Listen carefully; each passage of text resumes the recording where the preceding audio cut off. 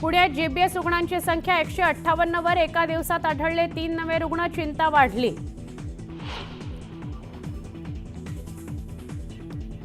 मुंबईहून हैदराबादला जाणाऱ्या ट्रकला भीषण आग. आगीमुळे महामार्गावर वाहनांच्या लांबच लांब रांगा, ट्रकमधील बटाट्यांचा ढीगही रस्त्यावर.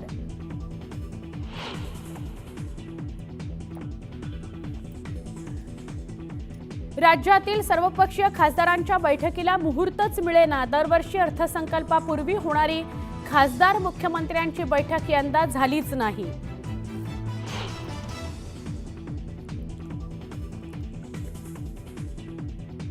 मराठा आंदोलक मनोज जरांगेंची पत्रकार परिषद. उपोषण मागे घेतल्यावर जरांगे पत्रकार परिषद मध्ये काय भूमिका मांडतात बघणं महत्त्वाचं.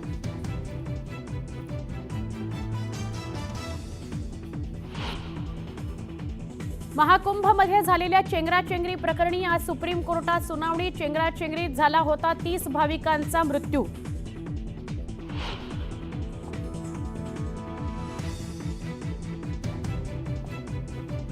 कुंभमेळ्यात आज तिसरं अमृत स्नान. गर्दी व्यवस्थापन करण्याकरता चोख बंदोबस्त. ब्रह्ममुहूर्त 4:30 पासून अमृत स्नानाला सुरुवात.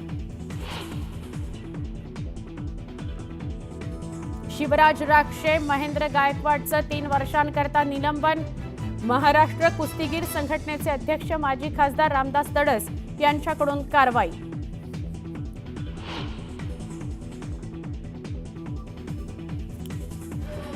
पुण्याचा पृथ्वीराज मोहोळ ठरला 67वा महाराष्ट्र केसरी. अंतिम सामन्यात सोलापूरच्या महेंद्र गायकवाडला केलं चितपट.